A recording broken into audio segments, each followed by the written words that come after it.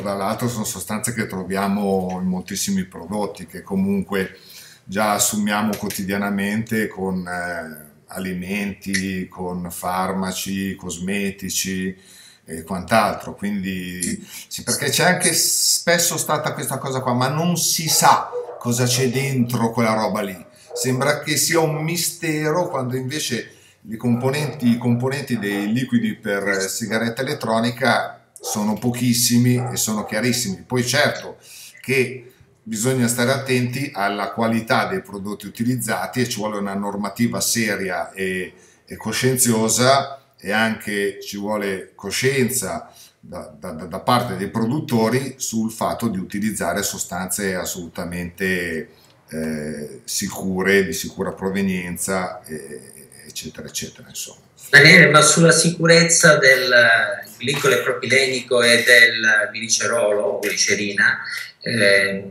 non c'è nulla da dire, sono già sostanze ampiamente codificate come GRAS, quindi sono sostanze assolutamente sicure dal punto di vista normativo. Il problema è che ti vengono a dire sì, sono sicure se assunte per bocca, se ingerite, ma sappiamo molto meno cosa succede se con queste sostanze se inalate. Probabilmente questo è anche vero, però bisogna anche considerare che ad esempio il glicole propilenico viene utilizzato come sostanza conservante in industria farmaceutica per i famosi aerosol, e se tanto vi dà tanto la terapia aerosolica, soprattutto per certe patologie, per esempio la BPCO, la bronchite cronica ostruttiva, è una terapia che si fa giornalmente. Okay? Io penso che anche qua entriamo nel regno, nel dominio delle cose che dobbiamo andare a verificare, ma ancora una volta sono assolutamente certo che un po' di glicole propilenico assunto anche per via inalatoria su base giornaliera non potrà fare il male che fa una sigaretta contenente nitrosamine, idrocarburi, fenantrene, sostanze tossiche varie, eccetera.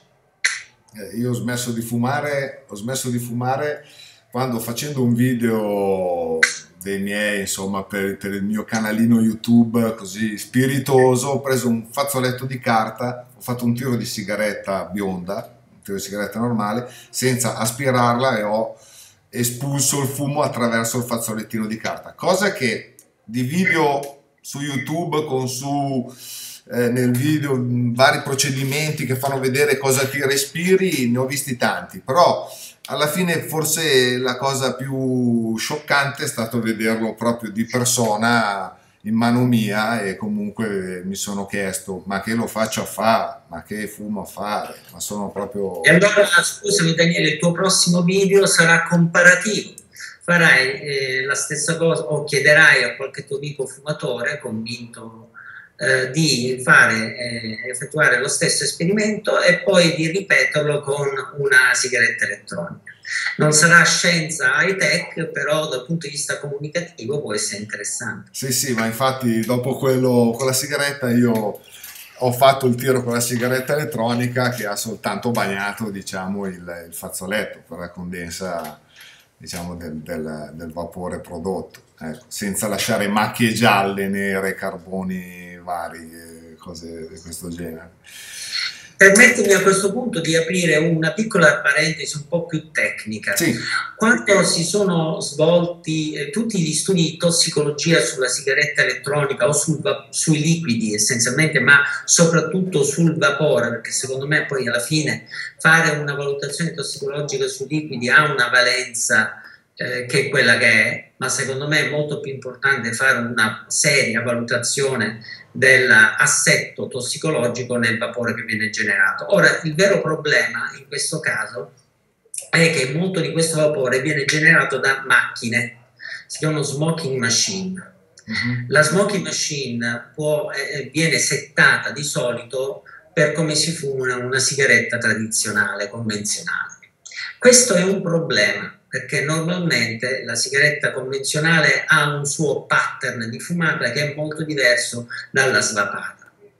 E se noi vogliamo riprodurre sulla sigaretta elettronica il pattern di fumata di una sigaretta convenzionale, è chiaro che noi porteremo a surriscaldamento gli elementi costitutivi dell'atomizzatore. Questo di per sé è in grado di generare elevati livelli di formaldeide, aldeidi e acroleina a partire dal glicole propilenico e dalla glicerolo. Okay? Ma è semplicemente un vizio di forma sperimentale. Nella norma il fumatore di sigaretta elettronica ha un ritmo di puffata che è completamente diverso da quello del fumatore di sigaretta convenzionale. Questo cosa vuol dire? Che se noi dovessimo riproporre la sperimentazione usando smoking machine settate, tempistiche diverse, cioè tempo di inalazione, pausa interpuff, eccetera, eccetera, vedremo che questi livelli di sostanze tossiche, che comunque sono sempre tracce, lo ricordo, sarebbero ancora più basse, basse rispetto a quelle che vengono pubblicate in letteratura. Noi potremmo fare invece una cosa, possiamo creare una specie di bacheca dove le persone che vogliono e sono incuriosite da domande tecniche possono indirizzarle a te e io e il mio staff possiamo cercare di dare una risposta, se risposta si può dare. Ok, questa è una bellissima proposta che accetto ovviamente molto volentieri.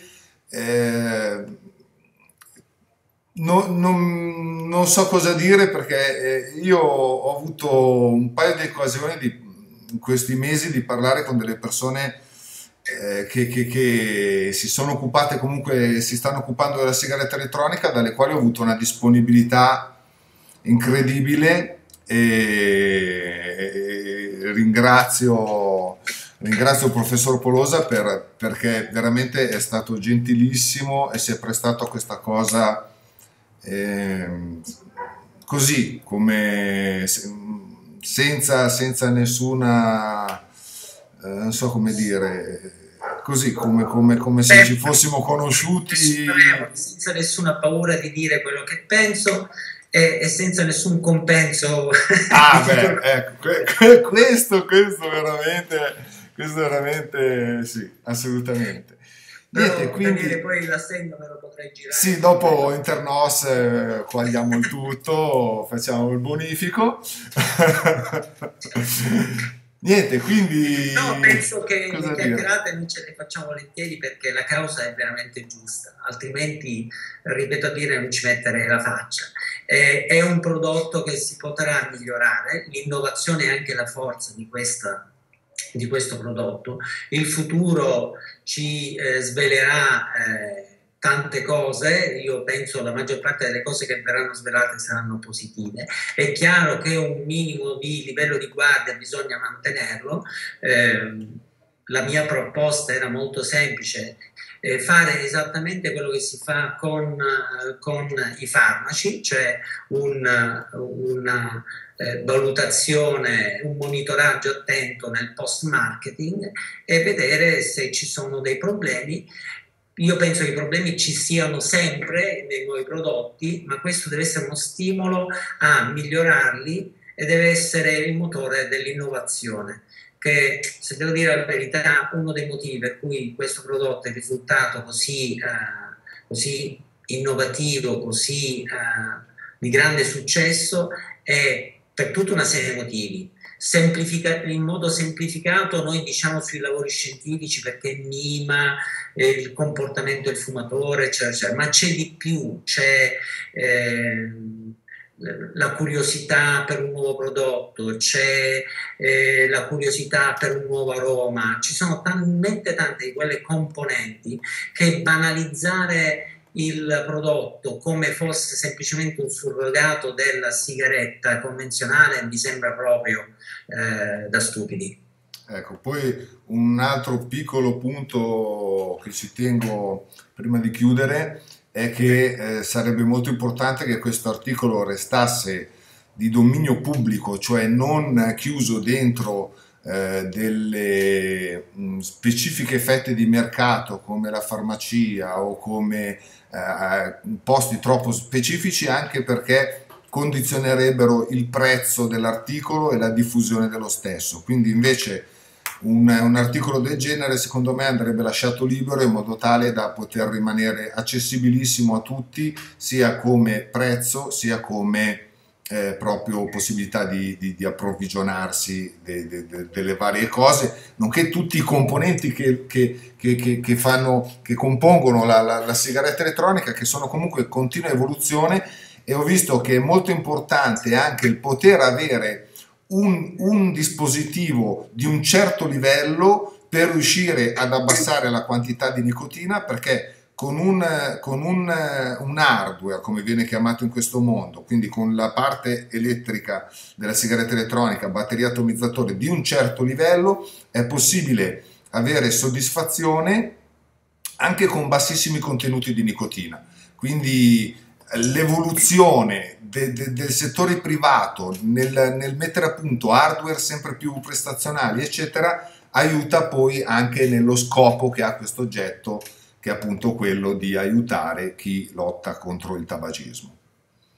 Non so se Daniele, ancora una volta qua si apre un altro capitolo che viene molto strumentalizzato dagli esperti di salute pubblica, che è quello della nicotina.